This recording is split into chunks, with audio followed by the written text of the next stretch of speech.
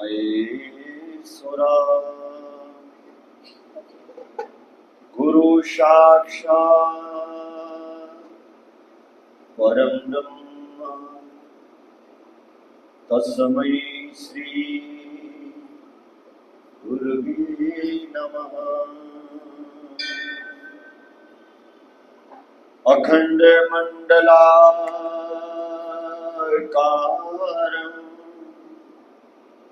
व्याप्तं येन चराचरं तत्पदं दर्शितं येन तस्मै श्री गुरुवे नमः।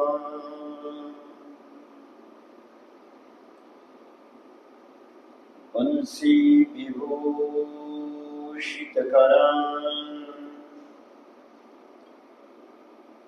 नवनीरदाभां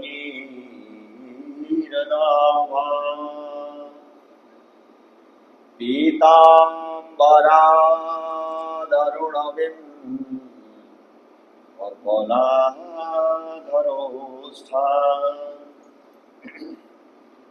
पूर्णेन्दु सुन्दरमुखं दारविन्दनेत्रां कृष्णात् परं किमपि तत्त्वमहं न जाने। कृष्णस्तुदीयपदपङ्कजपञ्जरान्ते अद्यैव मे विशतु मानसराजहंसा प्राणप्रयाण समये कफवात पित्तै कण्ठावरोधनविरोध स्मरणं कुतस्ते। दया धर्म का मूल है पाप मूल अभिमान, तुलसी दया न छोड़िए जब लग घट में प्राण। राधा राधा रटत ही मिट जाए सब व्याधा, कोटि जन्म की आपदा नाम लेते तर जाए। ध्रुव सजलानी जपे हो हरि नाम, पावा अमरा अभिचल ठावा। बोले श्री वृंदावन बिहारी लाल की जय। बोले भक्तवत्सल भगवान की जय। बोले दीन दयाल भगवान की जय। जय जय श्री राधे, जय जय श्री राधे, जय जय श्री राधे। राधा सर्वेश्वर भगवान की जय।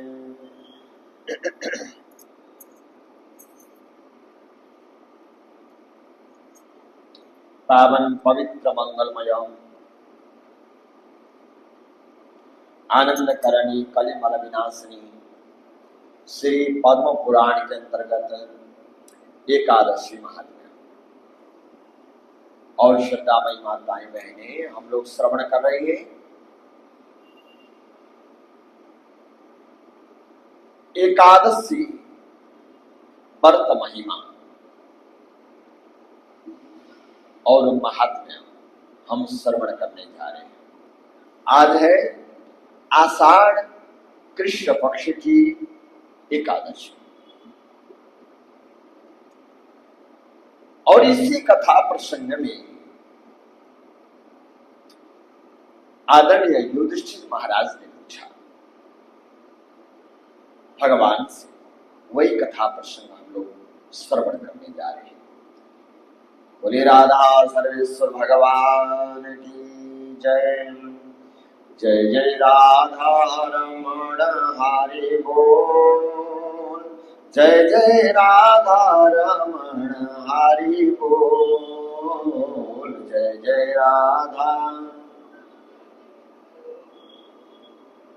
जय जय राधा रमण हरि बोल। जय जय राधा रमण हरि बोल।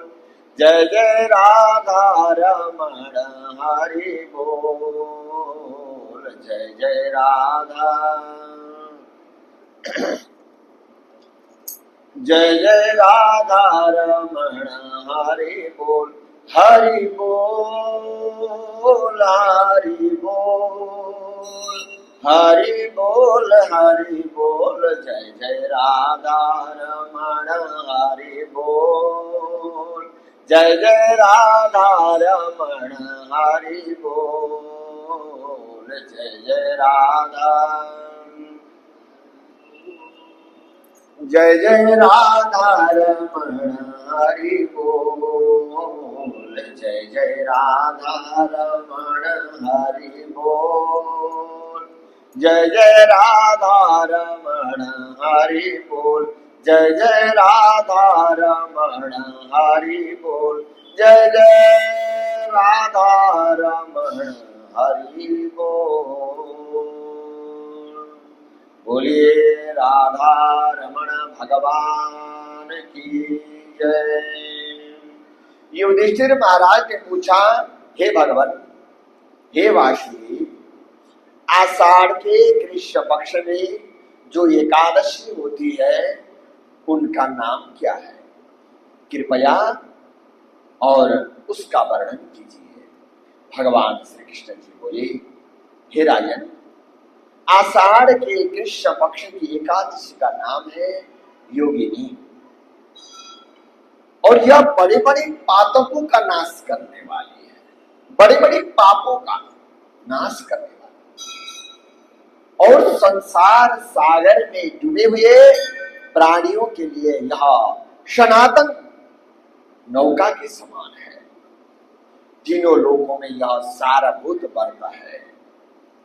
अलकापुरी के राजाधिराज कुबेर जी रहते, हाँ, वह सदा भगवान शंकर जी की भक्ति में तत्पर रहने वाले हैं।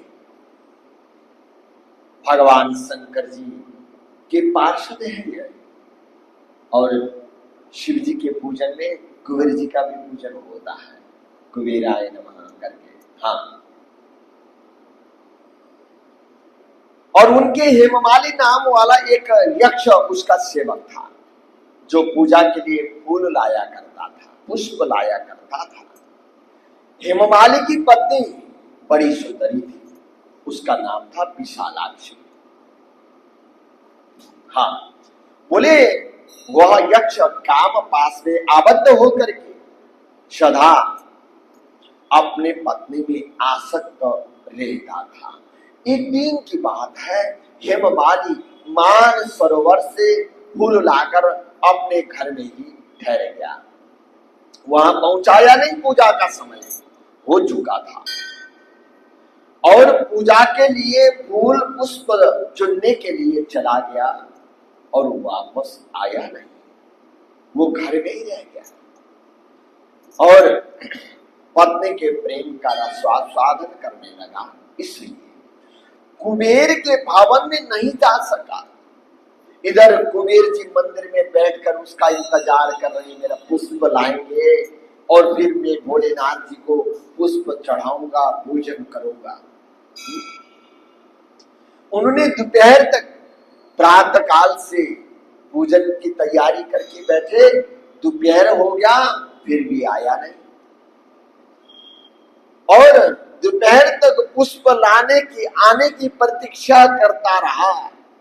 जब पूजा का समय व्यतीत हो गया तो यक्षराज ने कुपित होकर अपने सेवकों से पूछा, यक्षों, दुरात्मा हेममाली क्यों नहीं आ रहा है? इस बात का पता लगाओ जाओ। यक्ष ने कहा, राजन, वह तो पत्नी की कामना में आसक्त होकर अपनी इच्छा के अनुसार घर में ही रह रहा है। हाँ।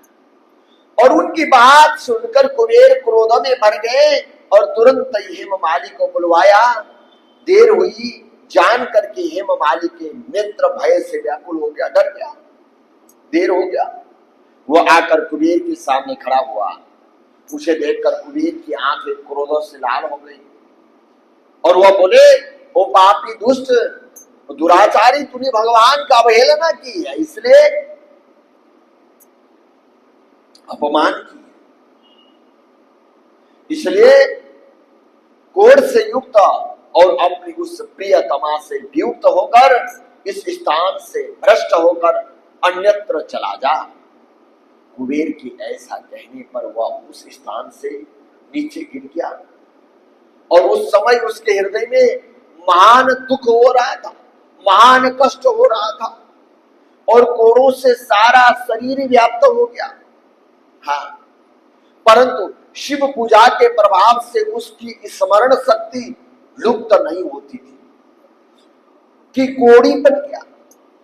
पर भगवान शंकर जी की पूजा के लिए फूल लाया करता था, उसी के प्रभाव से उसकी जो स्मरण शक्ति है वह बनी रही।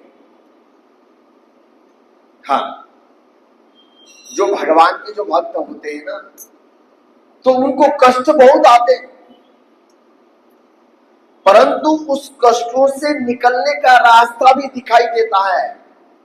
कष्ट दिखता है और कष्ट से निकलने का रास्ता भगवान जी पहले दिखा देते हैं और संकट से मुक्त भी वही कर देते हैं जो भगवान के भक्त होते हैं। जो अभक्त होते हैं कष्ट तो उनको भी आता है, पर उनको जब कष्ट आता है वो असाध्य होता है, उससे निकलने का कोई रास्ता ही नहीं मिलता। भगवान के भक्त और अभक्त में यही फर्क है। बोलिए गोविंद भगवान की जय।